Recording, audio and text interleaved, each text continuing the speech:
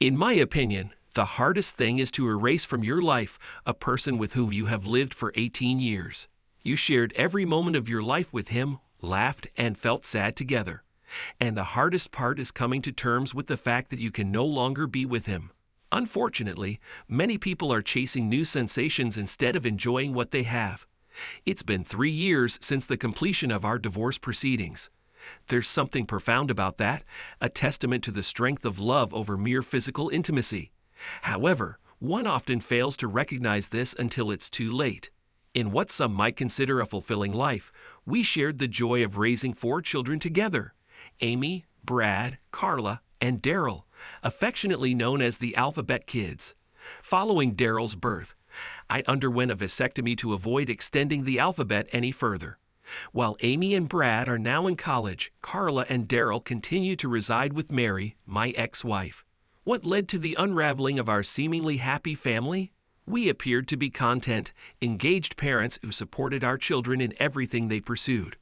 Like many young couples, we faced financial challenges, with me working in a manufacturing plant and Mary employed at the local Walmart store once the older kids started school. The younger ones went to daycare when neither of us could be home with them, a compromise dictated by the demands of modern society. Reflecting on how our parents and grandparents managed when women typically didn't work, I ponder whether societal chains or materialistic desires are to blame. We crave possessions and instant gratification. Initially, our love life flourished, as is common for young couples. However, as our family expanded, intimate moments became scarcer. This, perhaps, is a universal experience. Time constraints led us to believe we didn't have the luxury for such expressions of affection. Looking back, the real issue was our tendency to take each other for granted. Our once passionate love life deteriorated into hurried encounters. While we reached physical climaxes, the emotional depth of our earlier days was missing. It became mundane, not because love had faded, but because we failed to infuse it where it truly mattered. Upon my promotion to a supervisory role, our financial situation improved. As the children grew older, occasional outings like dinners and movies injected a bit of sparkle into our somewhat lackluster relationship. It seemed like a phase many marriages endure, a period where love persists, but familiarity breeds complacency. One day, Mary came home and expressed her desire to socialize with her female colleagues from work. Given that our children were now old enough to fend for themselves, I saw no issue with it. This occurred approximately 4 years ago. Mary adorned herself in slacks and a blouse, looking lovely. Like many women, she was often concerned about her weight, but she consistently managed to look great, regardless of her weight. Upon her return, I inquired about her evening, and she shared details about the outing with her coworkers. While I harbor no resentment towards Walmart, I couldn't help but notice that many of the women there were either divorced or separated. I expressed my concern, suggesting that these might not be the ideal companions for Mary. This led to an argument, as she felt I was disparaging her friends. I never said anything of the sort. I defended. I just worry that these women might be looking for relationships, and you'll be caught up with them. Her reaction revealed that I had struck a nerve. We had been together for 18 years, and I knew her moods well. Curious, I asked if she had danced with any men that night. After a moment's hesitation, she admitted, "I didn't do anything wrong." Yes, I danced with a couple of guys, and that was all. Despite sensing there might be more to the story, I decided not to press the matter at that moment. She mentioned her plans to go out with her friends once a month, and although I wasn't thrilled about it, I chose to wait and see. The next month, she wore a skirt with pantyhose, and as I observed her getting ready, she remained silent. I informed her that I would be staying up for her. When she returned past midnight, I noticed she had changed. Concerned, I asked, "You were wearing pantyhose when you left. Where are they now?" "It was hot, so I took them off," she replied dismissively. "Mary, this is getting out of hand. We need to talk," I insisted. She requested that I leave the room for her to undress. I pointed out that she had undressed in front of me for 18 years and questioned what was so special about that night. In an unusual move, I walked up to her and grabbed her by the arm, something I had never done before. "Jerry, please, I'm begging you. Don't do this," she pleaded. As I reached under her skirt and discovered she wasn't wearing panties, she already anticipated my actions. Pushing her away, she started crying, her arousal evident from another man's touch. "Well, I guess that explains the absence of pantyhose, doesn't it?" I commented. "I'm sorry, Jerry. It just happened. I was at a party, had a few drinks, and Joe kept telling me how beautiful I was. He kissed me, touched me, and I've never been with anyone but you, Jerry." The girls praised Joe, and I let it happen. "No one man came inside you. You had more than one man, didn't you?" I questioned. "When Joe took me, I was on the bed, and a couple of other guys took advantage of me too." "They didn't take you. You willingly let them all have you. Doesn't our marriage mean anything to you? Did you not think about me or the kids?" "Jerry, I'm sorry. It wasn't love like you and I have. It was raw sex, and I liked it. Barb, one of the other girls, is married and told me she and her husband are into swapping. I don't want to lose you, Jerry. Please come with me one time and try it," she pleaded. I needed time to think. My mind was racing. I told her I didn't want to talk any more at that moment. I couldn't comprehend what had just happened. We agreed to talk the next day, and I spent the night on the couch. The next morning, after the kids left, I dressed and went to work. Mary was still asleep from her eventful night. Unable to focus, I took the afternoon off and went to her workplace.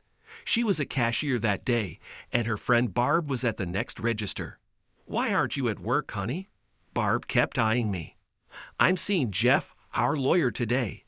I'm getting a divorce," I said, turning and leaving.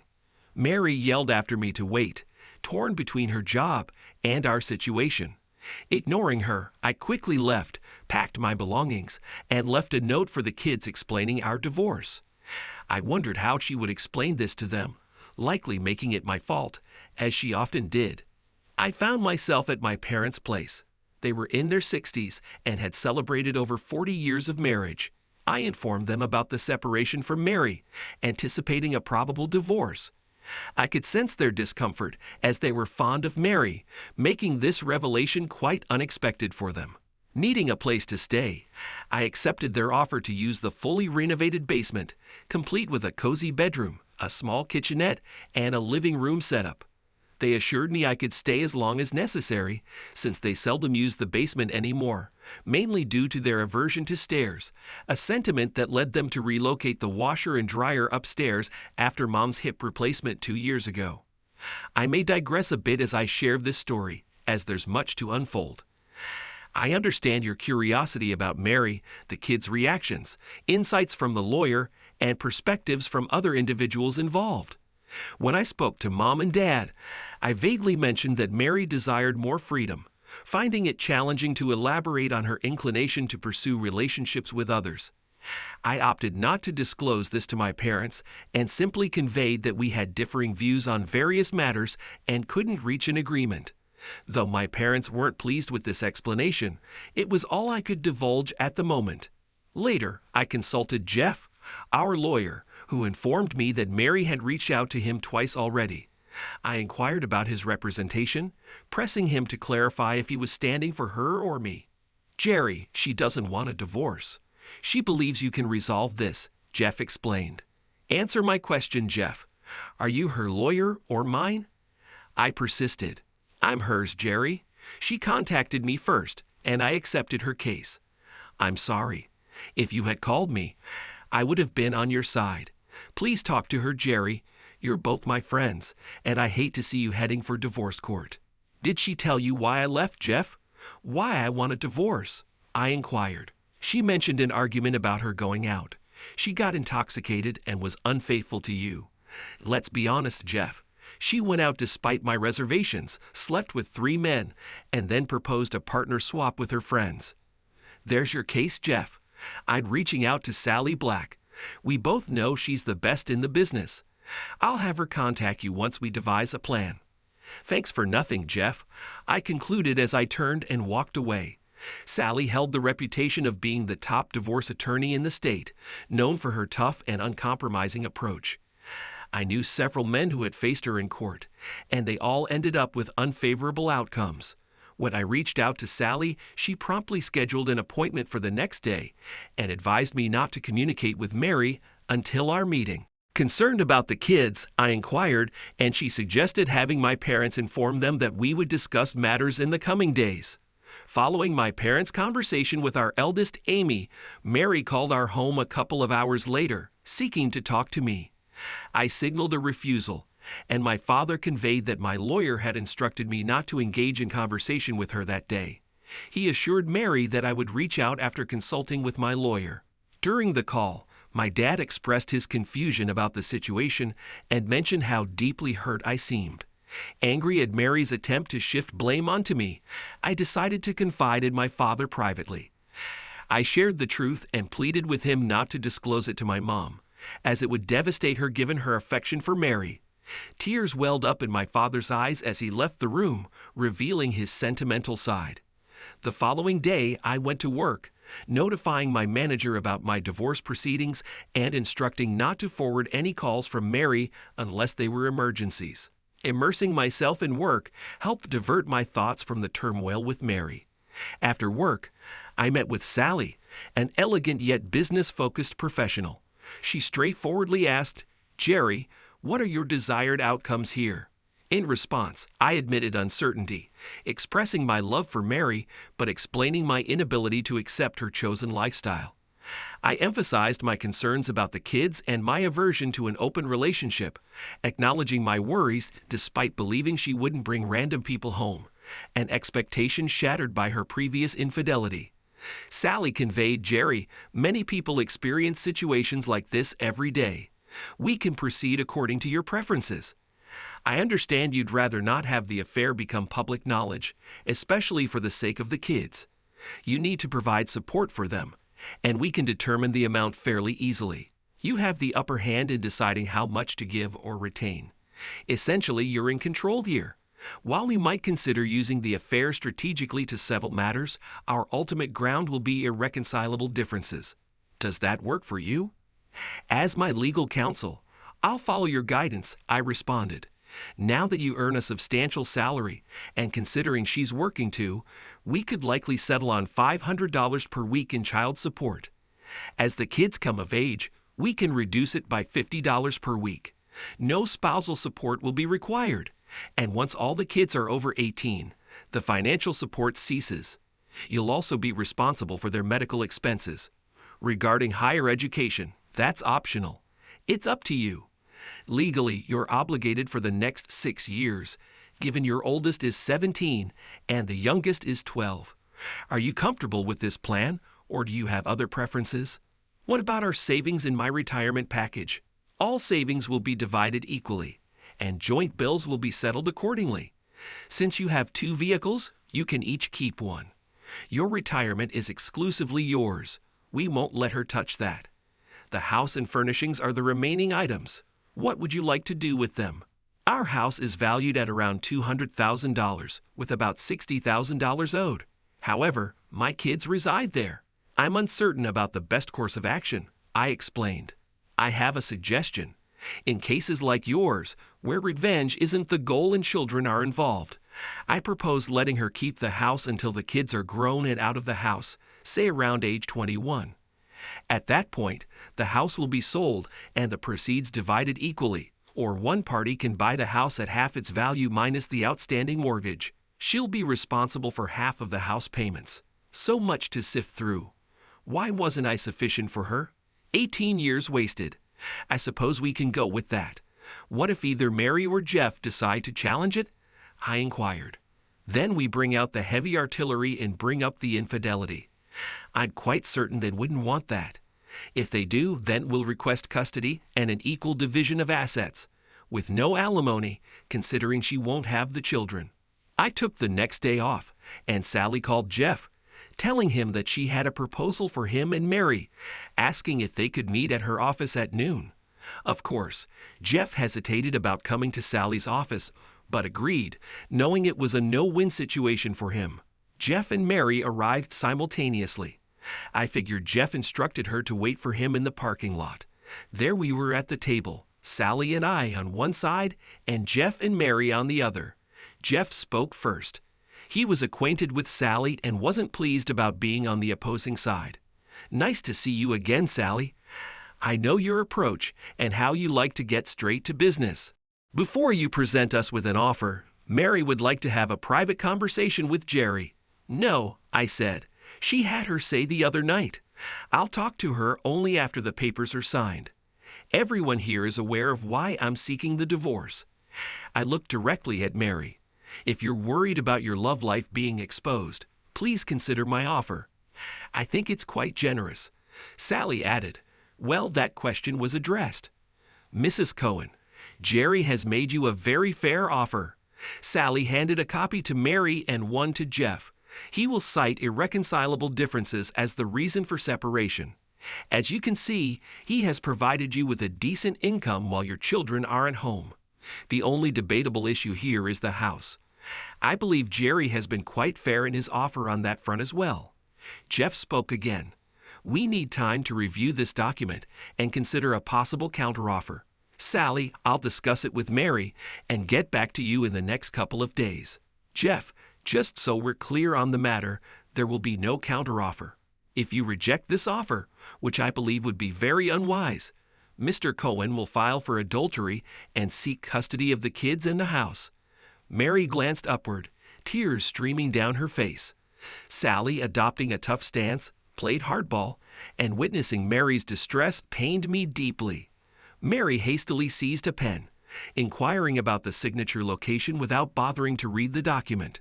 Her tears were unbridled, fueled by the fear of losing custody of her children. "Mrs. Cohen, please, try to calm down," Sally urged. "Jerry doesn't intend to harm you or the kids. Take a day or so, as Jeff suggested, and review the terms. Perhaps we overlooked something." I apologize for my assertive tone, but it's crucial to emphasize that we're proposing a generous settlement. Jerry is ensuring the well-being of you and your children. Please take the document, consult with your lawyer and Jeff, and I can revisit the discussion tomorrow. Sally offered Mary a tissue box. Accepting a couple of tissues, Mary glanced at me as her tears subsided somewhat. "Jerry, no matter what you think, I still love you. I had hoped we could take some time apart and maybe reconcile, but it seems you've already made up your mind." "No, Mary, you made the decision for me. You want the freedom to do as you please, and I'm granting it.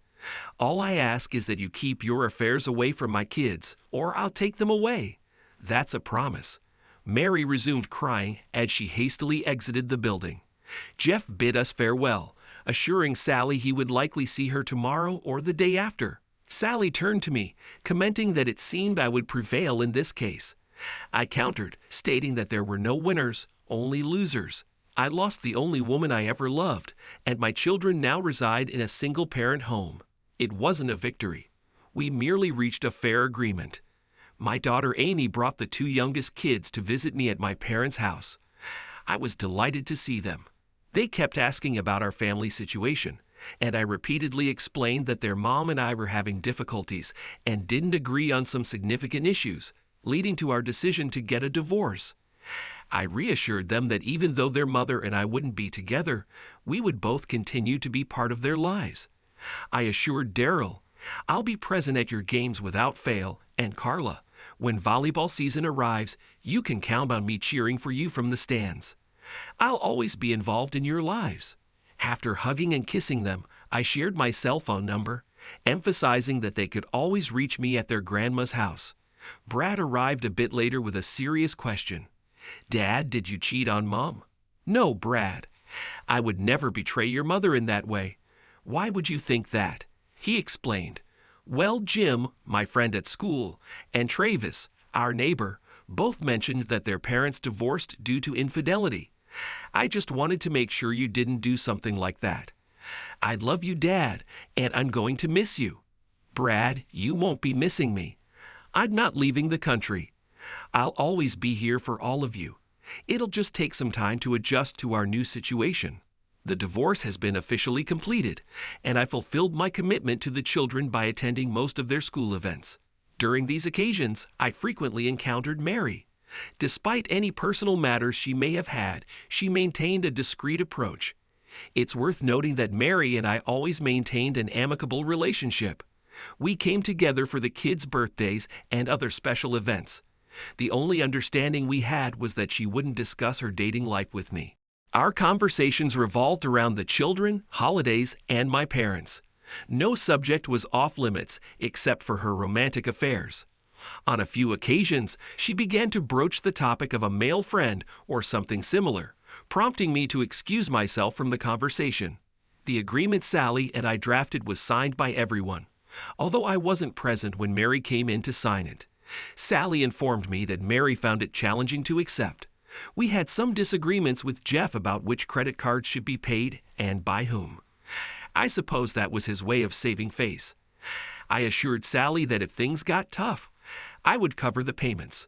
Eventually, we canceled all our credit cards and obtained new ones in separate names. I'd maintained regular communication with the kids.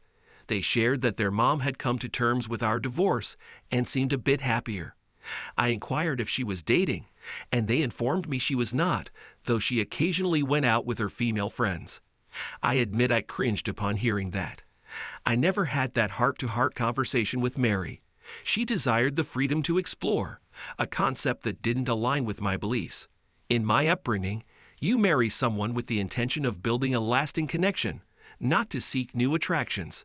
My parents were married for over 40 years, so perhaps we married too early, and she didn't have the chance to pursue whatever it is she's seeking. I never explored the realm of sexual encounters either. I was content with Mary. Looking back a couple of years, I should mention that I did start dating again. I went out with a few women from work, most of whom were divorced due to my age. I made it a principle never to date a married woman, even if she was separated. It was something I felt deep inside. I did engage in intimate relationships with some of these women, but it just didn't feel the same. Despite treating them with respect, my thoughts always lingered on Mary. It's intriguing how one can't simply shake off the past and move forward. I genuinely tried, but none of the women I dated resonated with me. My best moments were during family events when I could see Mary. One night last year, I went out with the guys from work to a lively lounge where women frequented. To my surprise, I spotted her there. It seemed like a ladies' night out, and she was sitting with a group, but there were no men around them yet. I didn't recognize any of the women she was with, and the only one I had met from her work, Barb, wasn't present. I approached Mary from the side to catch her by surprise. "Would you care to dance?"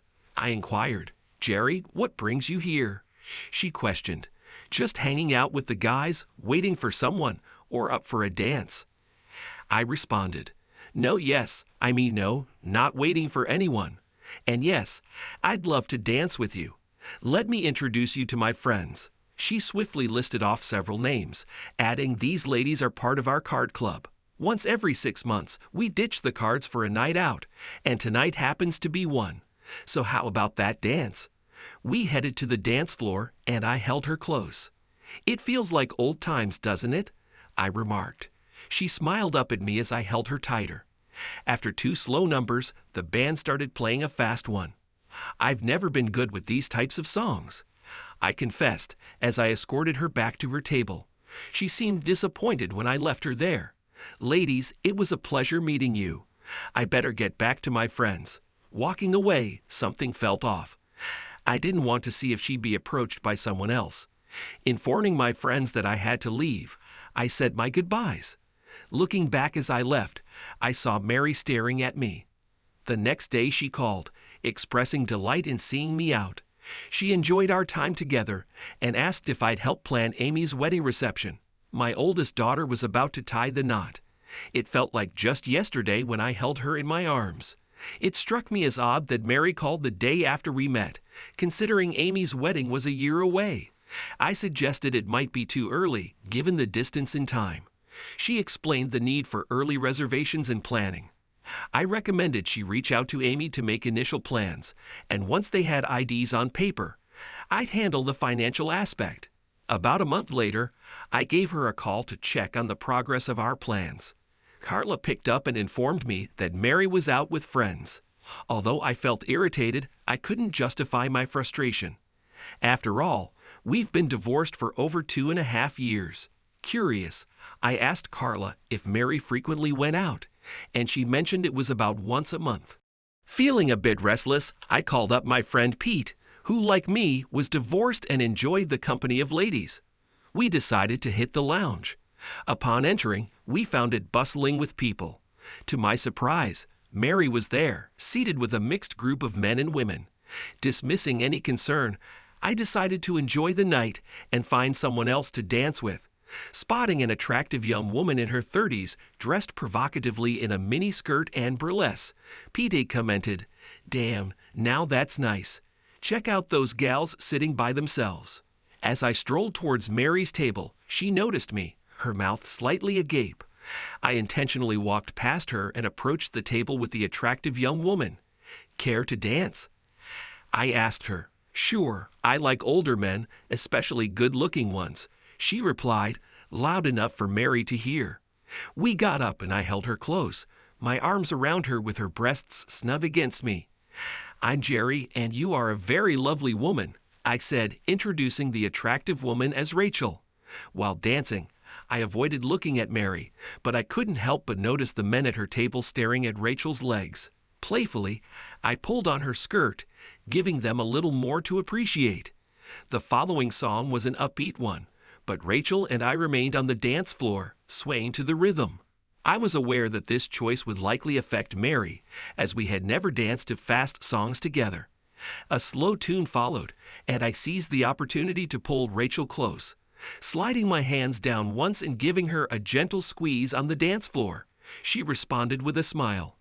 After the song concluded, I escorted her back to our table, suggesting we might dance again later. "I'd like that," Rachel replied. Pete had just rejoined our table, having danced with another woman from our group. As I sipped my drink, Pete glanced up and remarked, "Here comes an attractive lady." Although he hadn't met Mary before, she was heading towards our table. "Would you dance with me?" she inquired. I glanced at Pete, pretending she was addressing him. "Jerry, answer me." Standing up, I said, "It would be my pleasure." I turned to Pete, introducing Mary as my ex-wife. Pete's jaw dropped as he recalled referring to her as a broad. While dancing with Mary, she questioned, "What was that all about? She was all over you." "God, she would have been all for it on the dance floor if you had asked. Isn't that why we're divorced? You wanted me to be with other women so you could be with other men," I retorted. "Jerry, please, you and I never discussed it. I was wrong." "Look, Mary, you came home with other men's, and all you can say is, I was wrong. Maybe I should do the same with that other woman, and then I can say I was wrong too. Besides, we're not married now. When you went on your escapade, you were my wife. My wife. Damn it." A guy approached Mary and me on the dance floor, questioning her choice to dance with me instead of him. "You're supposed to be my date, and you asked this guy to dance," he exclaimed. "You're not getting anywhere with Mary tonight," I warned. Mary started to speak, but I cut her off. "Do you want to sit with me or go back to your boyfriend here?" Mary, furious, pulled away and returned to her table. I took a grip of the intruder's arm, cautioning him that if he tried anything with her that night, I would find him and deal with him. I let go of his arm as he retreated to his table. The two young women we had danced with earlier joined us at our table. We moved to a booth, getting more intimate. Treating women like this wasn't my norm, but Mary was watching, and I played along. I suspected Pete was getting close with the one he was with. These women were there for one purpose that night: to hook up. The blonde I was with asked if we were ready to leave, mentioning she was feeling hot and eager. I requested a favor first. Pointing to Mary, looking furious, I asked her to inform Mary that her wish for the evening was going to come true. The blonde smiled, conveyed the message, and returned. By the time she could stand, we had already left. We ended up having an encounter with the two women at Pete's apartment. In fact, we even swapped partners throughout the night. The sex was enjoyable, but the next morning, I felt a sense of emptiness. I realized what was missing: love. I had turned off my cell phone, and upon switching it on, found 10 messages from Mary. She was furious, using every name in the book. In one message, she accused me of ruining her evening, which weirdly made me feel good. Around 9 in the morning, I called her. She answered, still upset. She ranted about what a terrible person I was and how much I had hurt her. Then, abruptly, she stopped. How does it feel, Mary, knowing that the person you love is intimate with someone else? This is the life you've chosen. You're free to be with whoever you want, and I'll do the same. Love be damned. As I ended the call, I could hear her sobbing. Weeks passed without any contact until one day she reached out. Jerry, can we talk? I mean, about everything. I know it must have hurt to see me with someone else, just as it hurt me to witness you with that woman. I realize now that what I did was even worse. Mary, it's done. Move on with your life and be with whoever you want. I don't care anymore. I just wanted you to experience what I felt. Jerry, I haven't been with anyone for 2.5 years. The last time was a month after you left me. It wasn't fulfilling. No love involved. I understood then that men were just using me. I'm not that person, Jerry. I was wrong, completely wrong, and I can't prove it to you. I wanted to explain, but that lifestyle isn't for me. I realized it when Joe asked if I was his little slut. I hit him hard, and when he tried to retaliate, I kicked him. I don't want that life, Jerry. I want the life we once had. Mary, we're not married. I have the freedom to make my own choices. By the way, what happened to your friend Barb? I haven't seen her around you lately. They're no longer part of the club. She and her husband got divorced. They experimented with partner swapping, thinking it would spice up their marriage. However, her husband ended up divorcing her, and he and the other man's wife left together. 2 more marriages went down the drain. Wanting to shift the topic, I asked, how are the wedding plans for Amy coming along? You haven't shared much, and it's only a few months away. I know you're aware of all the plans. Amy has discussed them with you many times. I'm not afraid to be alone with you, Mary, I asserted. Oh, really? I don't believe you. If you're not afraid, then take me out on a date, she teased.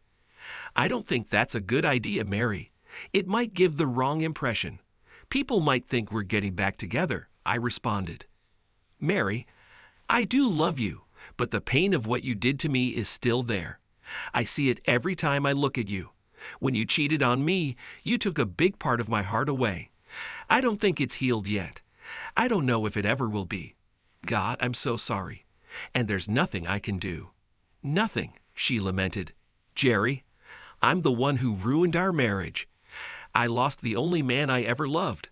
I live with the guilt every day. I thought about taking my own life, but it's the kids who would have to live with that. I've hurt them enough. I was hoping that one day, maybe just maybe, we might get back together. I didn't know what to think anymore. I had never spoken to her like this, and now hearing her confessions, my mind was in turmoil. I wanted her. I loved her. Yet I hated what she had done to me and our marriage. What if she followed through on her thoughts? Was she trying to make me feel guilty? I needed more information before I could trust her. The thought of her taking her own life was unbearable to me. I used to believe I knew her well enough to detect any lies, but now I'm not so sure. I had to confirm the truth, but how? Occasionally, we all entertain such thoughts, but thankfully, we don't act on them. I had to say something to her, but what? Mary, I'm getting hungry. How about joining me at the Red Lobster for lunch? We can discuss what gift to give Amy for her wedding. All I heard for the next 30 seconds was crying. Then a small voice said, I'd love to. Now, Mary, you have to understand, this isn't about anything romantic. It's just lunch and a little chat about Amy's wedding. I understand. I could almost sense her smiling. I stopped by to pick her up, and there she was, waiting on the porch. She looked stunning, dressed in a lovely outfit that showcased her legs. I pulled up, and she practically ran to the car, getting in with a smile. We stuck to light topics, avoiding the heavier issues. She mentioned buying a dress for the wedding and advised me to get measured for a tux. Without thinking, I asked Mary if she'd accompany me to see how I looked in a tuxedo. I hadn't worn one since our wedding almost 22 years ago. She looked surprised, and so was I. It just slipped out. I was so accustomed to seeking her opinion when we were married. Yes, I'd love to come with you. Just let me know when. I couldn't take it back, so I told her the following Saturday would be fine. I needed to be careful. I might be getting myself into trouble. We were seated at the table, both ordering iced tea. We always ordered the same things. We had so much in common. Mary, there's something I need to discuss with you, and it's crucial for me to hear the truth. I assure you that once you answer, we won't revisit this topic. Were you serious when you mentioned the possibility of taking your own life? She gazed at me, a tear welling up in her eyes. Don't worry, I won't shed tears. I've had my share over the last 3 years. In response to your question, yes, I did contemplate it. I mentioned going out once after you left, and as absurd as it may sound, it was my way of seeking revenge against you. Revenge against me? I don't understand. I was utterly confused, feeling lost and abandoned by you. I know it wasn't your fault, but at that time, my thoughts weren't rational. I went out again to retaliate against you. It wasn't enjoyable, and when things took a turn for the worse, I decided to leave. That's when he insulted me, calling me his slut.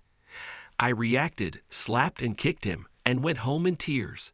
The kids were already asleep, and I felt like my life was over. I went inside, grabbed the entire bottle of sleeping pills, and was on the verge of taking them when Carla asked if she could sleep with me. She said she needed me. Holding my little girl as she slept in my arms, I broke down. That's when I prayed to God for help.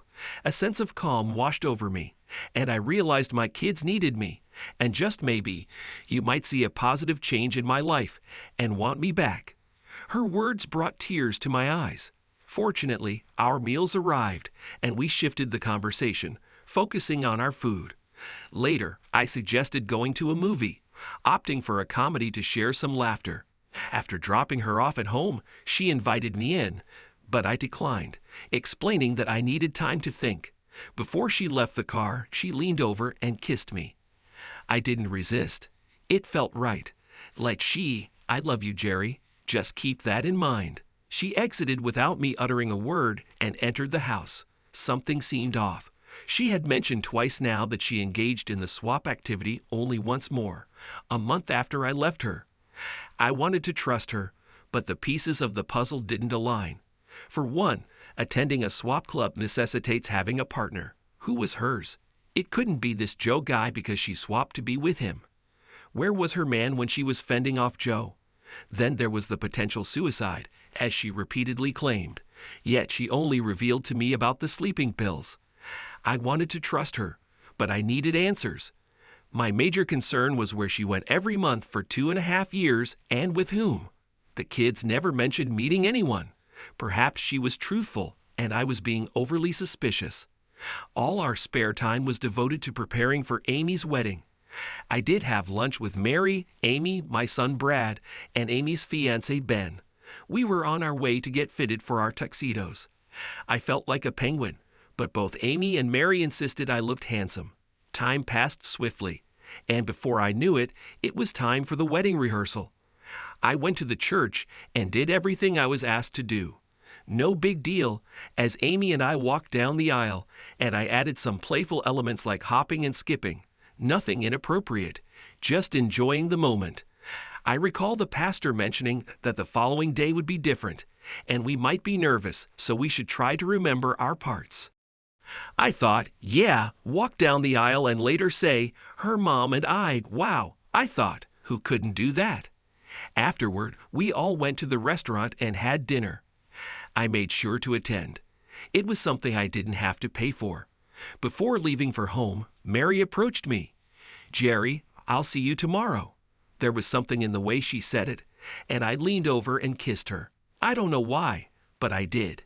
Perhaps it was the joy of the occasion, I can't really say. She smiled at me, and I departed.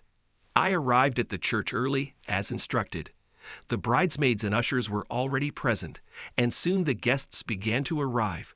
Nervousness started creeping in as Mary was escorted to the front row, looking exceptionally beautiful. Her radiant smile struck me, and I couldn't help but feel a bit jittery. "How's my penguin today?" She playfully laughed. "He's scared to death." His daughter is getting married, and his wife has never looked more beautiful, I replied, realizing the truth in my words. It's okay, honey. Everything will work out fine. You'll do great. Just be careful not to step on Amy's dress. She reassured me with a smile. I went to the back of the church and waited for Amy. When she approached, tears welled up in my eyes. She resembled a younger version of Mary. It's okay, Daddy. We can do this. Mom told me to say she loves you and not to step on my dress. Her words made me chuckle, reminding me so much of her mother. As we entered the sanctuary, Amy and I started our walk down the aisle. I kept repeating to myself, "Don't step on Amy's dress." Tears filled my eyes as I escorted my little girl, realizing that this moment epitomized the essence of life, love, family, and friends. We reached the front of the church, and many had tears of joy in their eyes. Thankfully, I wasn't the only one moved by the profound emotions of the occasion. "Who presents this woman for marriage?" the pastor inquired. Caught off guard, I pondered. "Me and Mary?" "No, her mother and I eventually replied. As I took my seat beside Mary, she displayed a mixture of smiles and tears. Leaning in, I whispered to Mary, "I'd messed up one simple line, and I messed it up. Everything is fine, honey. You did great." Mary reassured me in a hushed tone.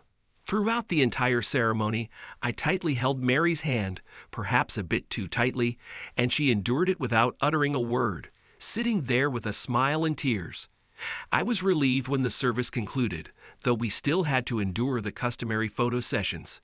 Moving on to the reception, I felt the need for a drink and promptly got one. The atmosphere was lively, with everyone enjoying themselves. Amy and Ben were praised as a lovely couple, and people remarked on how nice it was to see Mary and me together. Each time I heard those comments, Mary simply smiled without saying a word. As the dancing commenced, there was a special dance for the parents of the bride. Leading Mary to the dance floor, I started dancing, and the crowd began applauding. Looking at our children, all smiles, and receiving a thumbs up from my mom and dad, it seemed everyone was confident about us, except me. After the wedding, Mary asked if I could drive her home, and I agreed. Upon arrival, she inquired if I was joining her inside. "I can't. The kids will be home soon, and I don't want them to get the wrong idea," I explained. "They already have the wrong idea. They're with your mom and dad, sleeping in your bed. Tonight, your only options for sleeping are in my bed or Brad's," she added with a smile. "Are you going to open my door for me?" I made a spontaneous decision. She expressed her desire for me, so I chose to follow my heart. However, I was cautious not to propose, as I still had lingering unanswered questions. Walking her to the door, I opened it, and she invited me in. "Jerry, there's no pressure to marry tonight. The future is uncertain. However, I do want us to share an intimate night, reminiscent of how it used to be." Entering her place, we gradually undressed. She appeared to be the most beautiful woman I had ever seen. She attributed it to my love glasses. That night we shared passionate moments repeatedly. In the morning, after one last intimate encounter, she prepared breakfast. "Jerry, I won't rush or pressure you. I'll be here for as long as it takes." Smiling at Mary, I left without kissing her goodbye intentionally. I wanted her to understand that while the connection was intense, I wasn't ready yet. Now I grappled with a new dilemma. Mary and I explored new aspects of our relationship, yet she had been without a partner for almost 3 years. Something felt off. I sensed it but couldn't pinpoint the issue. Everything seemed too smooth, too convenient. Mary hadn't mentioned rekindling for over 2 years, and suddenly in the last year she actively pursued me. I needed more answers. Returning to my parents' home, I found everyone had left. My dad noticed my unease and asked if everything was all right. I explained that something felt off, and I needed to figure out what it was. Despite it being Sunday, I contacted Sally, my attorney. I detailed the situation, and she found it peculiar as well. Advising me to maintain silence for a couple of days, she mentioned having a private investigator to unravel the mystery. Mary phoned on Monday, inviting me for dinner.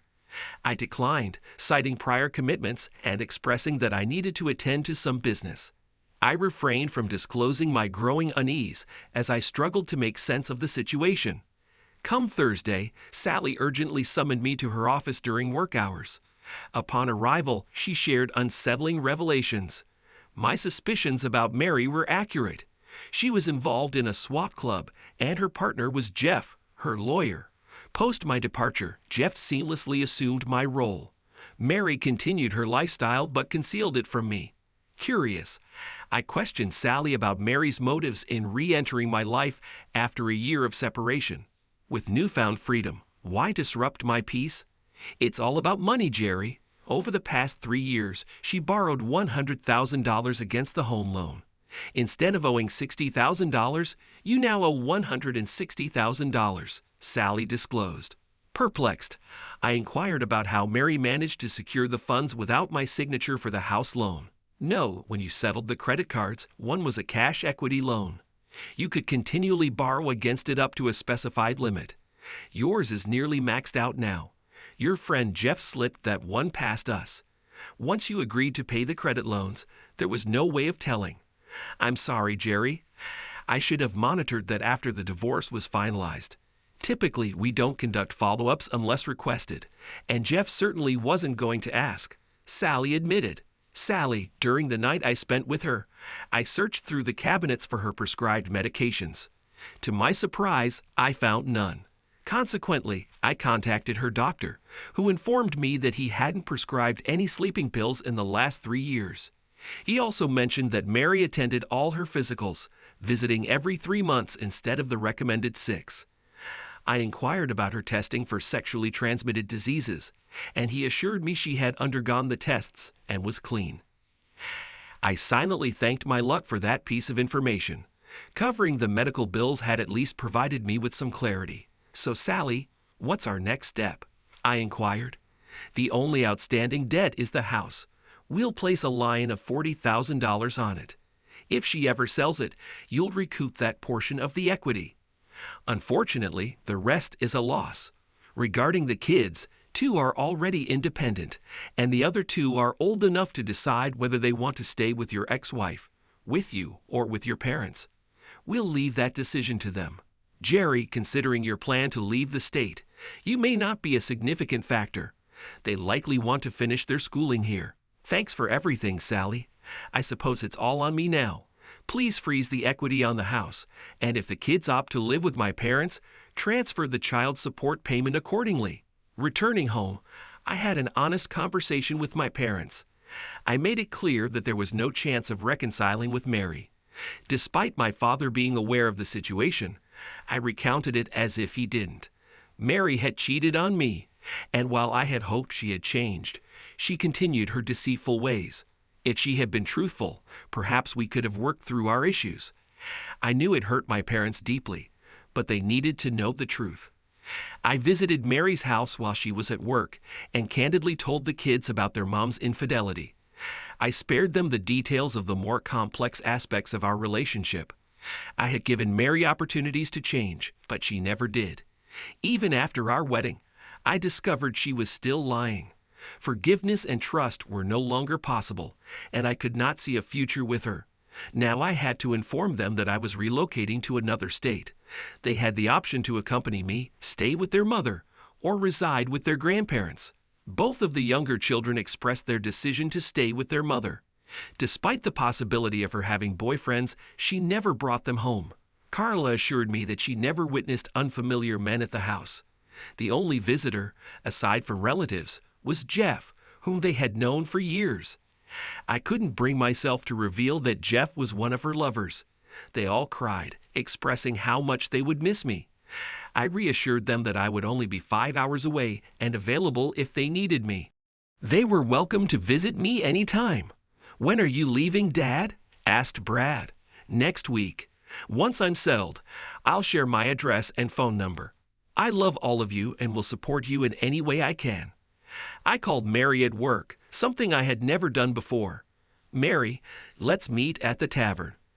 I need to talk to you away from the kids." She informed me that she would be off work in an hour and agreed to meet.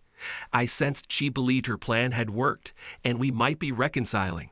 When she arrived, I initiated our conversation. "Mary, I've been reflecting a lot. Due to Amy's wedding and our intimate encounter, everyone assumes we're getting back together. It's moving too fast for me. Do you realize that no one knows why we got divorced initially? I've looked back at the last 3 years of your life. Where's the pain? The hurt I felt when I discovered your infidelity? It seems non-existent. Yes, your financial situation caused some distress, but that was about it," she said with a hint of concern. "Our night together was unparalleled. You engaged in acts we'd never explored before. I recall how you used to consider them too explicit, yet there you were, embracing them. It made me question where you picked up those new skills." "Jerry, I can clarify," she responded. "You assured me you hadn't been with anyone for 2.5 years. Why lie? You had your monthly girls' night out, and it turns out the women from work and your card club were also part of a SWAT club. So it seems you've been involved all along. Your involvement with other men led to our divorce, and you never stopped. Explain it. Go home and tell the kids why I left initially. Let them know your desires overshadowed our relationship. I've already talked to them." "God, Jerry, you didn't tell them about me, did you?" she asked. "It's always about you, Mary, never about the kids or me. I informed them about your affair and infidelity." "Jerry, I'm so sorry. You left me. What choice did I have? I'm a woman and need love. You don't want love. What happened the other night was love. What you seek is endless pleasure with multiple partners. Did you think I wouldn't find out? How naive do you think I am? What if we got married and you cheated again?" Then it struck me. Your lover Jeff orchestrated this scheme. "Jeff, how did you discover him? Oh my God, what have I done? What have you done? You've shattered lives, including your own. You lost a man who genuinely loved you and was considering reconciliation. Your kids still live with you, but you've deeply hurt them. You lie, you cheat, and now you want to take from me. The love I had for you still lingers, buried in my heart. All I see now is a deceitful person who'll engage with anyone. In a couple of years, think about what could have been. Your looks will fade, your kids will leave, and so will the money. You might still have a string of old acquaintances, and of course, Jeff." She sobbed uncontrollably at this point. "Jerry, I genuinely love you. Please don't leave me. I'll attend therapy or do whatever it takes. I forgot to mention, I'm relocating to another state and leaving next week. Thanks for the farewell encounter. You're indeed skilled in bed, but I'm sure you're well aware of that, just like God and countless others. Farewell, Mary. Have a good life." I suspected Jeff orchestrated this scheme.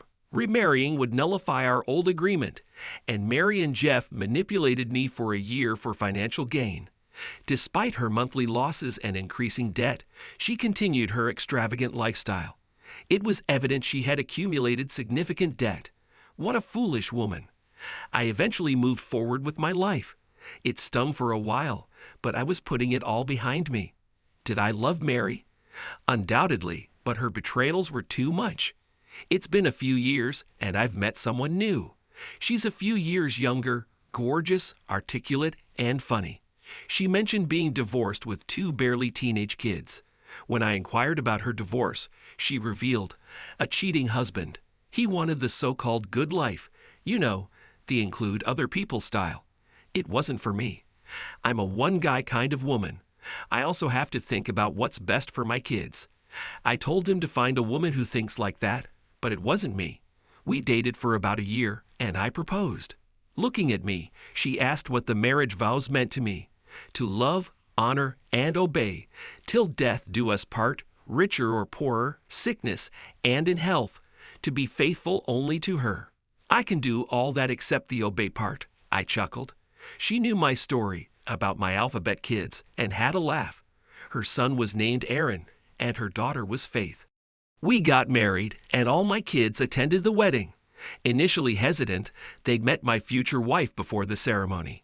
They saw the kind, gentle person I saw. Amy and Brad were already married, and Carla was dating. Daryl and Carla were still in college. They understood I needed someone in my life. Mom and Dad also attended the wedding and fell in love with my bride. They knew my life was back on track. My wife appeared stunning, small, and incredibly attractive. The idea of any man wanting to share her was beyond my understanding. After a brief honeymoon, we made a stop at my parents' place on our way back. I showed her around my hometown and the house I used to live in, which Mary had to sell due to her debts. Thankfully, I managed to get $30,000 out of it, thanks to Sally, my lawyer. Upon returning home, we embarked on our new life. It was a simple existence, but we found happiness in it. We embraced every moment, and our intimate moments were fantastic. We encountered only one issue, but we managed to resolve it. You see, my new wife's name was Maria. I recall her looking at me and insisting that we needed to address that. She didn't want me to call her Mary, so we settled on Honey. She made it clear that she didn't mind what others called her, but she only wanted to hear the word honey from my lips. I jokingly asked if I could call her sweetheart occasionally. She smiled and replied, "That would be fine too. When we're intimate, you can call me anything you want except Mary." She laughed. I'm not sure what Mary is up to these days. I've removed her from my life. The kids mentioned seeing her living alone in an apartment, and they believe she's doing okay. Regarding her dating life, they think she might be involved but doesn't discuss it much. They mentioned that she cried when she learned about my marriage. Naturally, they love their mom and keep an eye on her. She'll be fine, they assured me. I just hope she's left behind some of her wild ways. I suppose I'll never find out. I vividly remember the last words she said to me. "Jerry, I truly love you, and I want you to know that I'll wait for you. I believe you'll come back to me. I'll be here for as long as it takes." My response to her was, "Forever is a long time to wait." Thanks to everyone who took the time to listen to today's stories. If you enjoyed it, please consider liking and subscribing if you haven't already. Feel free to share your thoughts on the events in the comments below. Take care.